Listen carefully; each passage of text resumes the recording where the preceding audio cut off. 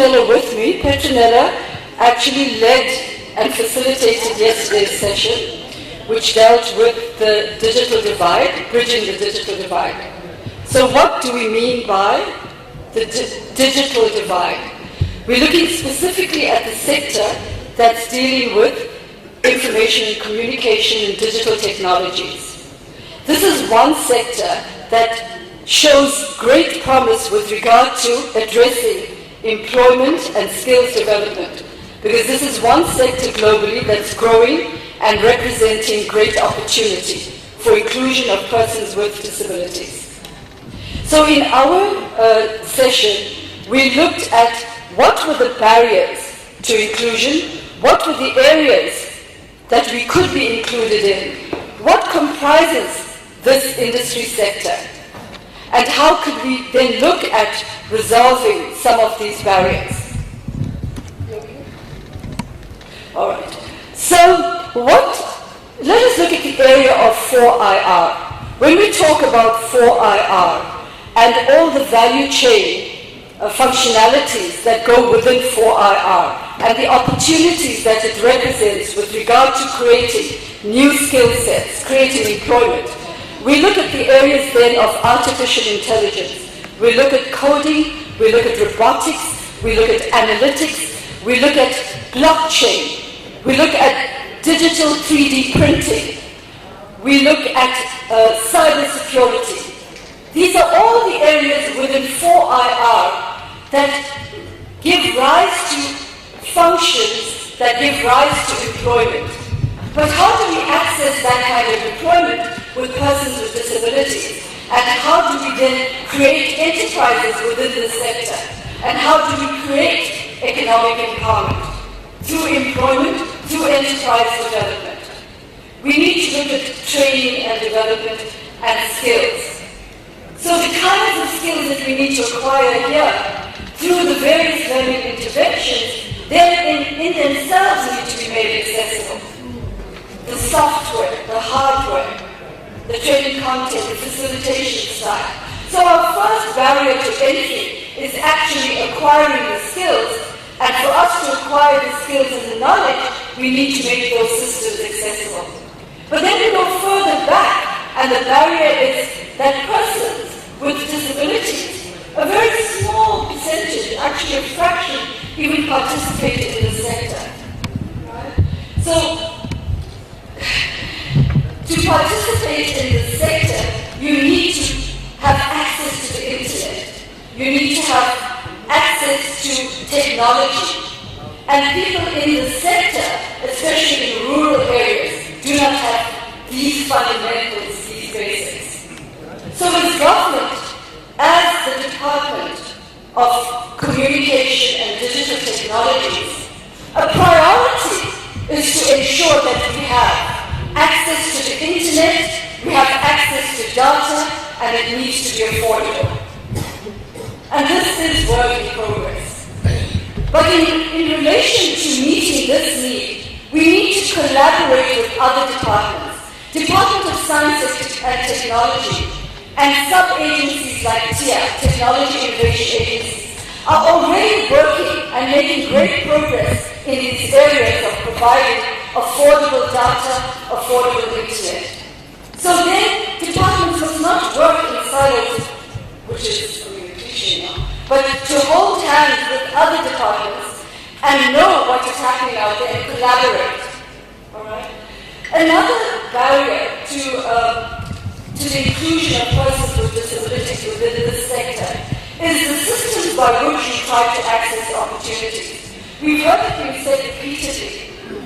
If you don't appear on the CST, the Central Supplier Database, then how would you be known? But you start to think how accessible is the system. And this is an example of all the other information systems that we as citizens have to access in order to participate within those industries, whether it's SARS, whether it's looking for procurement opportunities, whether it's looking to register on the supplier database. These systems in themselves, these software systems, need to be made accessible to persons with different disabilities so that they're able to register, that they're able to participate. and they're able to be accessed as service providers, as suppliers, as potential employees.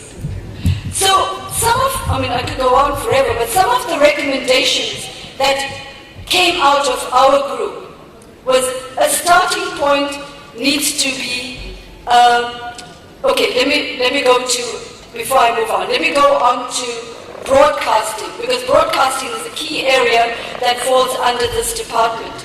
And accessible broadcasting is hardly known and not provided. And by accessible broadcasting, when we look at our national broadcaster, SABC, and all other licensed broadcasters, they are meant to be providing content that's accessible to hearing impaired, visually impaired, and other types of viewers with disabilities, autism, learning disabilities, and so forth. There are well-established accessibility features globally that allow for this. Even looking at audio, sound, digital methods like radio. There are all these systems that are available to us globally that we need to embrace and apply here in our country. So we have the ICASA code that was gazetted in April 2021.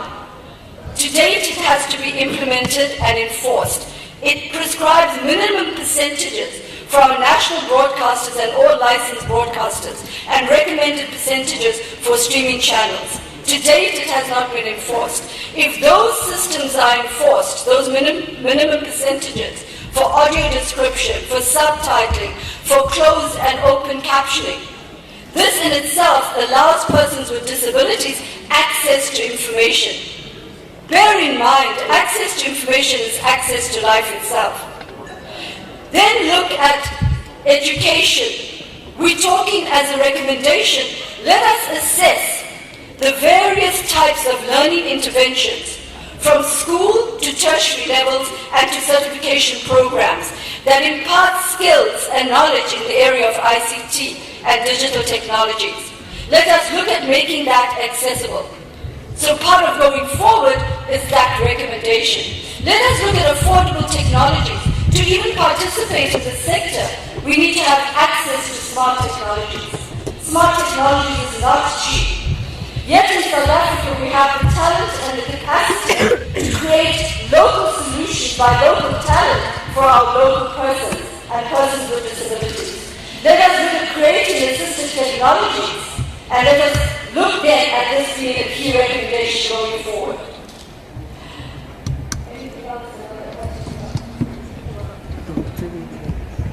Okay, so in terms of the digital economy, again, it might sound like a cliche, but when we talk about the digital economy, we talk about online consumer, online shopping, online advertising, online systems that showcase you as a supplier. So we have moved, I'd like to share a few facts around this. In the past recent years, we have moved increasingly towards digital platforms to do more and more of our daily operations. Whether it's conducting a meeting, whether it's a summit, which is also being digitally relayed, whether it's shopping, we move increasingly towards towards digital platforms. These digital platforms are not designed to bear in mind persons with disabilities and how they access it. These digital platforms need to be visited and made accessible. So how do we make all of this accessible so that we can participate in the sector? It's by including us. It's by including us in the solution. We as persons with disabilities are there to show how accessibility can be incorporated. If you look at the techno giants globally, Apple, Microsoft, Google, how are they getting it right? At the core of their design, they've got what you call access teams. These are teams made up of persons represented by different disabilities. They are designing the solution at the coalface. We in South Africa need to follow by example. Introduce that in government, introduce that in private sector, where we have access teams that design at the coalface the solution for persons with disabilities. And what I want to conclude in saying saying is that when we design a solution, remember we created an accessibility ecosystem. It's a solution with a catalytic systemic impact. It's not a limited impact in one spot. It has ramifications across society. So, if we include accessibility at the outset, we're not only including the inclusion of persons with disabilities, we're including all persons. And a small example would be for you to just refer to your cell phones. Do you know when we first came out with the vibration function of the cell phone, it was designed for hearing impaired persons. When we created the source and charger on which to rest your phone to charge, it was created for persons with limited mobility that had difficulty in plugging in a charger. When we created the voice over on phones, it was created for children to learn how to use smart technology, and it was found there that visually impaired persons would benefit and all others. As we create a solution for a person with a disability, we create a solution for everyone. And that's the point. So including persons with disabilities in meeting your 7% target means we are creating a society that's cohesive and open to all to participate. Thank you very much.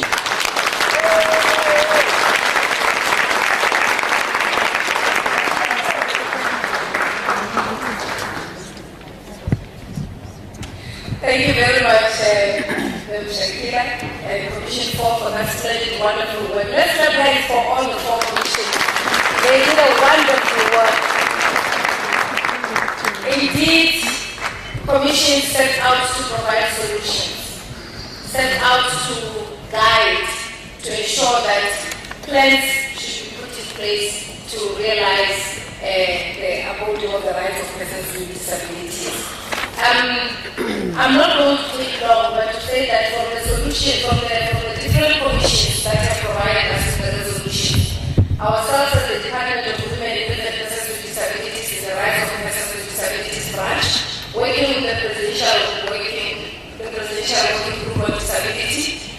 From here, we will take all the resolutions, we will develop an implementation plan that through the platforms that we utilize to engage our delegates here, persons with disabilities, as we normally will reach you, will ensure that we share with you the implementation plan. The implementation plan will be categorized into immediate, long-term, and medium-term interventions and plans that we need to ensure that the different duty bearers, as cited in the different commissions, now take forward. We're talking implementation from the next year. We're talking implementation. That is our marching order moving forward. In that way, I'm going to step aside and allow the program director to continue. But thank you very much, delegates, for the wonderful work that went into the commission work and the discussions from yesterday. Thank you very much. Thank you. And I want to assure you, the President was listening, was taking notes. He will be calling the department to account on everything that has been raised here. And thank you very much. Without wasting time, I keep on looking at the chief of staff. Mr. President, she's intimidating. She's something like this so that I can. And I would like to call Minister Maiten Kwane Mashabani, Minister in the Presidency for Women, Youth and Persons with Disabilities to come up here. I would also like to call His Excellency President Ramaphosa also to come and join us here. Minister, you will introduce the President as soon as he comes here.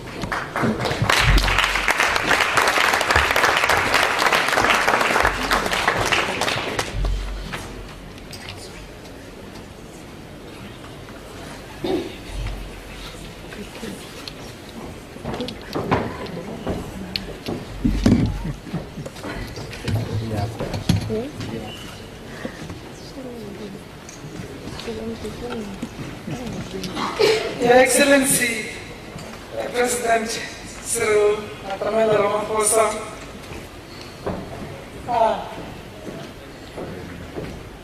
Program Director, Advocate Katekon Malweke, members of the Presidential Working Group on Disability, organizations of persons with disabilities, governments, ministers and officials, captains of industry, distinguished guests, ladies and gentlemen. What a wonderful time we spent in the 2 days. In the inaugural summit, I almost bumped CGE off Members Book. You are acknowledged. This inaugural summit on economic empowerment for persons with disabilities is a catalyst in promoting collaboration, sharing, and best practices, co-creation, and building solidarity to advance economic participation in the inclusion of persons with disabilities. Mr. President, you have said to us so many times that when we recover from COVID, when we rebuild our economy again, we should leave no one behind. I saw champions rising in style, people living with disabilities. One disabled person once said to me, "We are just God's diversity in creation." We don't want, tell these people we don't want their action.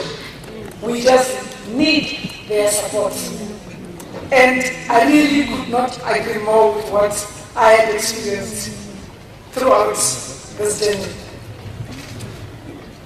Even before the 2 days that we first put together, our call for economic justice and inclusion for persons with disabilities includes improving the quality of livelihoods, decreasing vulnerability to violence, and increasing access to economic opportunities and resources. To achieve this, disability integration and mainstreaming must be reflected in our advocacy, resource mobilization, infrastructure development, access to education and skills. Our education must always go with skilling for the development of all of us and for us to reach the goals we are aspiring to. The summit has created a platform for us to work together even more and to change the narrative. Persons with disabilities can be equal players in the contribution, participation, ownership, transformation of the economy. Our collective responsibility is to remove the barriers that prevent their participation. Mr. President, when we refer to all the vulnerable people we work with in our department, I always think of you saying, how do we quickly remove these strictures? I checked the dictionary, I still don't find exactly what, but I understand what you mean. And I agree with you. We spent 2 days here trying to assist you to remove some of the strictures. With that being said, I now have the honor to welcome you on stage, Mr. President, to give us the keynote address.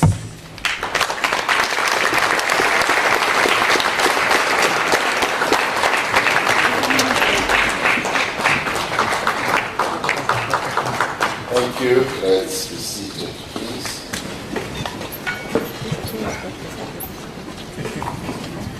Program Director, Minister of Women, Youth, and People with Disabilities, Mr. Maite Nkwana Mashabane, members of the Presidential Working Group on Disability, organizations of persons with disabilities, meaning the leaders and members of those organizations, representatives of business and labor who are here within us, and various other non-governmental organizations and institutions of higher learning, government officials, ambassadors who are also in our midst, officials of the provincial government here in Gauteng, as well as our local government here in Ekurhuleni, distinguished guests, and ladies and gentlemen. It is indeed a great honor for me to have this opportunity to be present at this very important summit on economic empowerment for people with disabilities. This summit in many ways gives effect to a resolution of the meeting of the Presidential Working Group in 2020, where we felt that this summit should be held. I am a bit sorry that we have not managed to fulfill our commitment to convene the Presidential Working Group on Disability at least once a year. We had hoped that we would be able to do so, and many other things intervened. We are, however, determined to correct this and to ensure that we intensify the work that must be done to advance the rights of people with disabilities, and particularly to improve their circumstances and to create an ecosystem, as Ms. Maharaj was saying here, that will enable people with disabilities to lead full and fulfilled lives. There are no better ways to celebrate International Persons with Disabilities Day this past Saturday than to hear about the recipients of the 2022 recipients of the Henry Vesakabi Achievement Awards. This year, amongst the 6 recipients of this award was Nkosinathi Fredinto, a member of our Presidential Working Group on Disability. Now, this award is given to distinguished visionaries, not just Abantu J, but distinguished visionaries, people who are role models, and people who are advocates making a profound impact within the disability community and beyond. We extend our congratulations to Nkosinathi on a great achievement that recognizes an exemplary contribution to our society. Thank you very much, and we congratulate you. We have just concluded Disability Rights Awareness Month. Our national theme was empowering persons with disabilities through resourceful, sustainable, and safe environments. This theme reflects the need to take an active approach to development that mainstreams disability. I'm rather pleased that a number of those who were reporting here were able to make reference to this concept. It calls for the effective implementation of policy frameworks to promote the unique needs, the unique experiences, and the expertise of persons with disabilities. Despite these progressive frameworks, persons with disabilities remain largely marginalized and excluded from meaningful participation in the social, political, and economic spheres here in our own country. Since the location of responsibility for the rights of persons with disabilities was transferred from the Department of Social Development to the Presidency, there has been important progress to address these challenges and these deficiencies. Areas of focus include advancing communication methods and developing practical technological solutions for persons with disabilities. I say that there has been progress advisedly because when I arrived here, I thought that there would be a lot of anger, angst, and a lot of unhappiness. As I walked in, I found that people are busy with things that progress the plight and situation of persons with disabilities. I want to congratulate you for that, because that, for me, is important. And the reports that we have received from the various commissions, from Kodani Madula, from Nomvula Makato, from Samuel Shabalala and Shakila Maharaj, goes to a big extent to demonstrating that indeed there is progressive movement forward. I took time to look at some of the exhibitions. I did not go to all, but the many that I visited were being managed and manned and peopled by people who are positive, who are forward-looking, who are doing things. And yes, as someone else said here, I think it was Nomvula Mahato said, these are people who are running businesses. They are involved in economic activity of one sort or another. I was even bowled over by a young girl, 16 years old, who says she wants to take over my job and become president.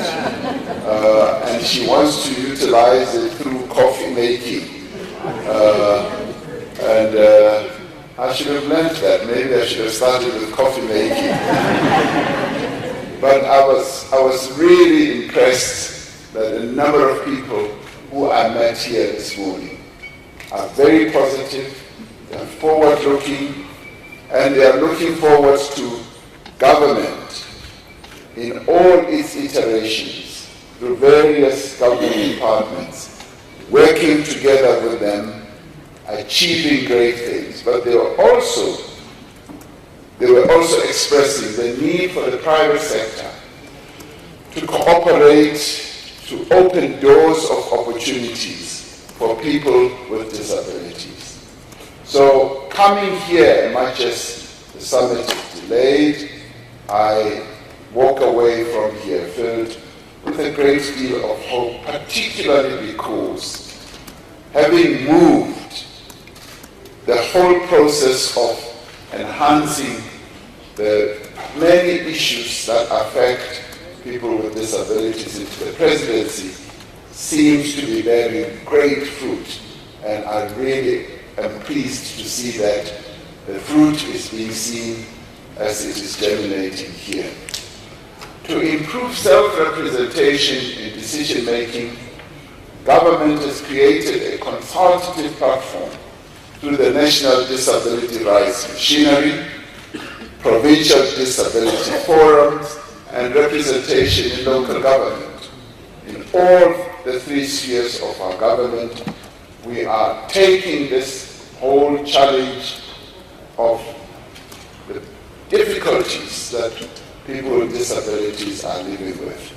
The Presidential Working Group itself works directly with the Presidency on consultation and mandates on legislation as well as on policy, but also on implementation. As government, we have a responsibility to work with all social partners to empower people with disabilities and improve their quality of life. This, for us, is important for the advancement of a free and just society. To ensure, as Minister Mashabane was saying, that no one is left behind. People with disabilities should not be left behind as we move forward with developing our country.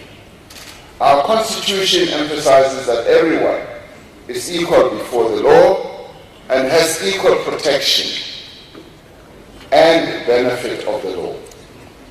No person, including the state and private companies, may unfairly discriminate any person on grounds such as race, gender, belief, age, or disability.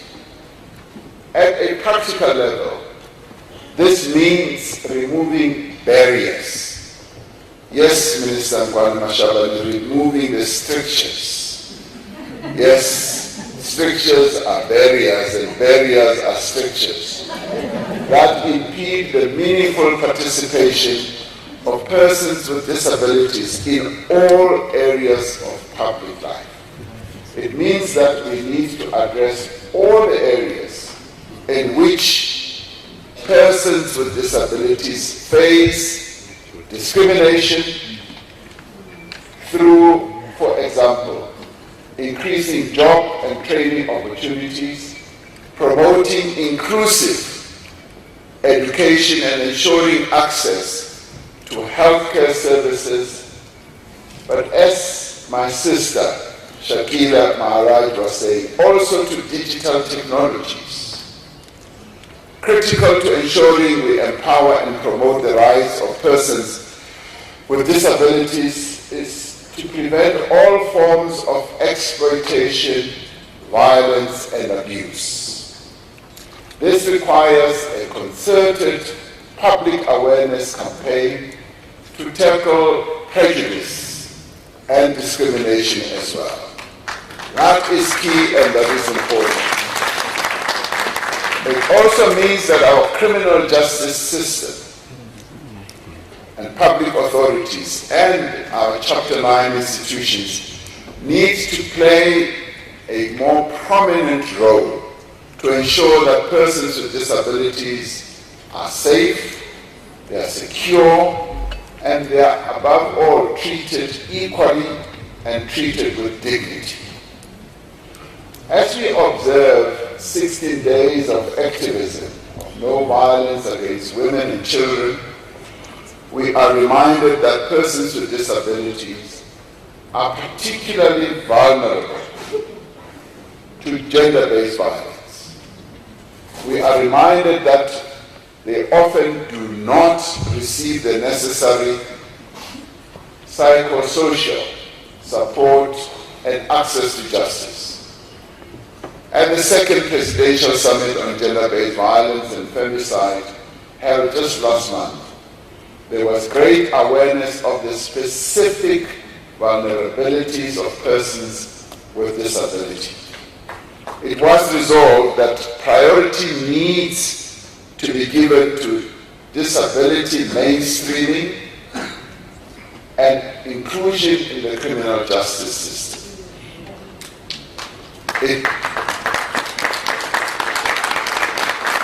It was also resolved that there should be research on how gender-based violence affects persons with disabilities and the socio-economic factors that impact on them. A program on accessible courts and police stations is being implemented to improve access of persons with disabilities to justice. As a society, our responsibility is not only to protect people or persons with disabilities from harm, but to ensure that they are able to realize their full potential and live lives of comfort, of security, and material well-being. In other words, they must live full lives and lives of meaning. That is why we are holding this summit, and that is why we are going to follow up with, we're holding this economic summit, empowerment summit, and that is why we are going to follow up also with the one on transportation. I did get onto a bus in a wheelchair just to see the manner in which our transport system is able to be user-friendly to persons with disabilities on our transport system, on our roads and so forth. It does appear like we've taken great steps to enhance this, but we still need to spread the information so that persons with disabilities must not feel hamstrung and stay at home and fear that their mobility is going to be a great problem and a challenge. I must say that our BRT system has created or crafted buses that enable people on wheelchairs to be able to get onto wheelchairs. That I give them a big vote of confidence on. So that will be further discussed at the next summit on transportation for people with disabilities. That must happen so that we are able to remove all these strictures and barriers, as I was saying. Now, this summit seeks to advance economic justice and to create opportunities for all people to achieve financial independence and reduce income inequality. That still persists. To exercise one's economic rights, one must be able to actively and equally participate in economic activities. One must have access to land, to capital, to infrastructure, and to decent work. This cannot take place in isolation, but must be part of a structural change in the economy that will unlock growth and allow for development. Persons with disabilities must be involved in themselves, participating in conceptualizing, developing, implementing, monitoring economic development policies and programs, which subscribes to nothing about us without us. That is very key and important. Now, all social partners and participants in this summit need to work together to achieve certain outcomes. Now, I've been particularly pleased to see that there are quite a number of government departments that are here, that are collaborating, working together to achieve this very noble objective of ensuring that we do indeed finally get to a point where people with disabilities do have a decent life. Now, these outcomes include the prohibition of discrimination on the basis of disability across the employment value chain, and that persons with disabilities have equal access to just and favorable conditions of work. We need to work together to enable persons with disabilities to access technical and vocational guidance programs, the placement services, and continuing training. The reports that we received here do give great indicators of how we should go about achieving this great purpose. We must promote in an active and deliberate manner employment opportunities and career advancement for persons with disabilities. This requires appropriate policies, which may include, and in my book, must include, affirmative action programs, where there are clear set asides. They must also include incentives as well as other measures. We also need to mobilize our collective resources, both public and private, to promote opportunities for self-employment, for entrepreneurship and the development of cooperatives. What I saw on display this morning here tells me that there is great entrepreneurship amongst people with disabilities. I saw on display amazing products that are being made by a variety of people. Some of the products are way even beyond the imagination of people who are able-bodied. For its part, government has introduced targeted programs on economic empowerment that include a procurement target, yes, of 7% for companies owned and run by persons with disabilities.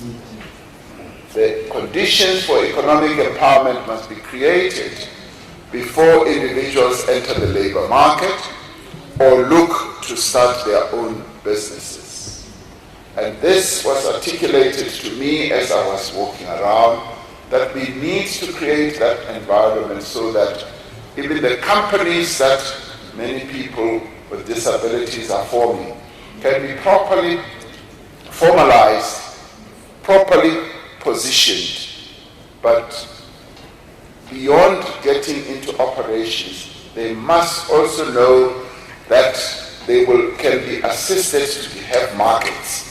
Because it's no use making a product, and it's no use making it as creatively as you may want to.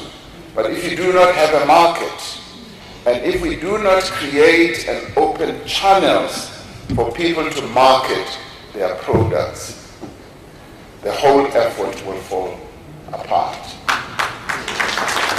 We need to provide quality, inclusive education, as well as information sharing for people with disabilities and also for children with disabilities. I think it was Ms. Shakila Maharaj who articulated it well and said, what did she say? She said, on information, she said, information is life. And I subscribe to that. This entails improving, strengthening also, ensuring that there is information that is shared so that people become more and more aware of the opportunities. And they also become aware of the risks, because there are a number of risks as well. But people need to be made aware of what the opportunities and the risks are.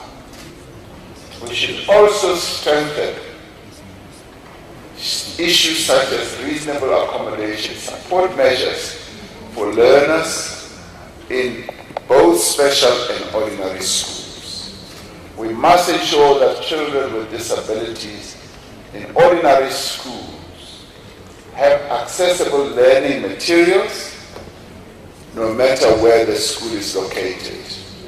Walking around here, I also saw those companies that are owned by people with disabilities that make learning materials and equipment and digitally created materials.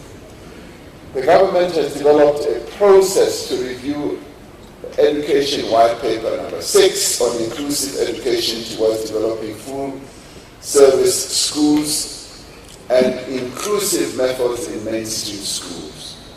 All children including children with disabilities, need and must receive quality education wherever they are and whatever their circumstances. So there is no way and no chance that children in our country, other children should receive less quality education, like it used to happen under apartheid. So there should be no second-class education. All our children must receive top quality education. So I'd like to say, let us work together to build an inclusive and transformative society where the needs of all are advanced and equal priority, and equality becomes the mainstream objective. We should work together to give practical meaning to the principle, nothing about us without us, and we should also say, we should leave no one behind. Let us emerge from this summit not only with a clear sense of what needs to be done to empower persons with disabilities for economic and financial inclusion, but also with a renewed determination to make it happen. Implementation must be the order of the day.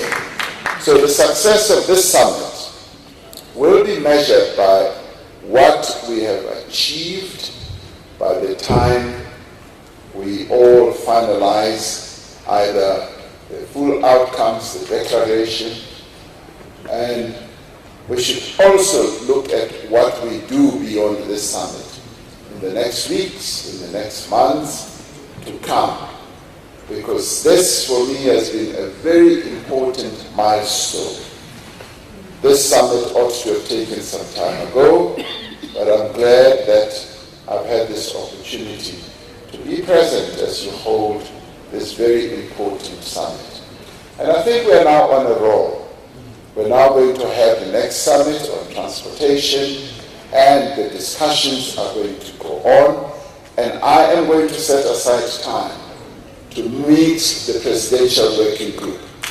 They've been saying they want to meet me, and I'm now going to set aside time so that we can sit down and have quality time to discuss, yes, about the implementation of the outcomes of this summit and the next one that you are going to hold, so that government can clearly demonstrate that indeed the rights and the interests of people with disabilities are prominent, and that we are going to treat them with a great deal of seriousness in all the ramifications of what we do.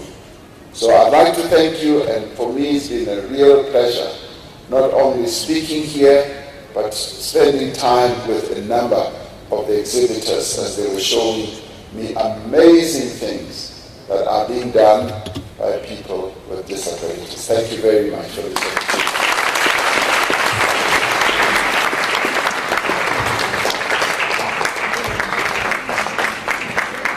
Thank you, Mr. President. And I would also like to thank the Chief of Staff, because I also intimidated her also.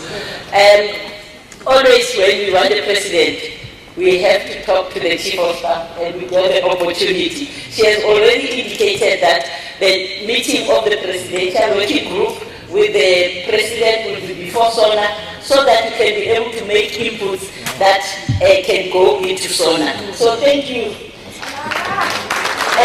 Mr. President, the Presidential Working Group says they do not have a picture with the President. So they requested to join you here so that they can have a picture with the President. The Secretariat and the Presidential Working Group, can you please?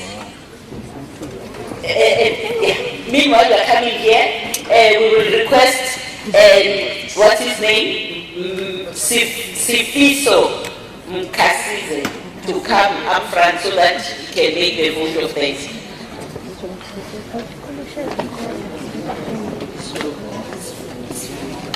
Sifiso.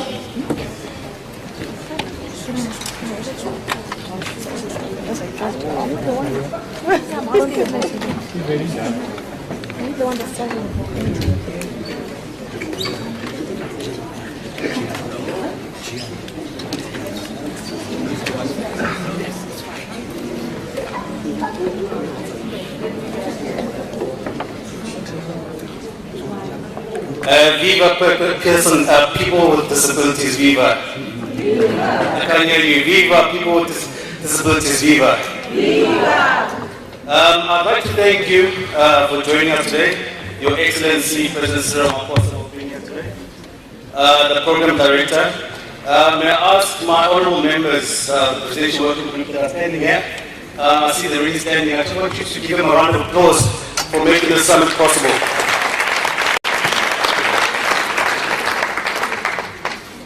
Honorable Minister Maite Nkona Machabani, thank you for being here. The Chief Director Kuti Maberera in the Office of the Department of Women and Youth and Persons with Disabilities. Although not well resourced, you made these last 2 days possible.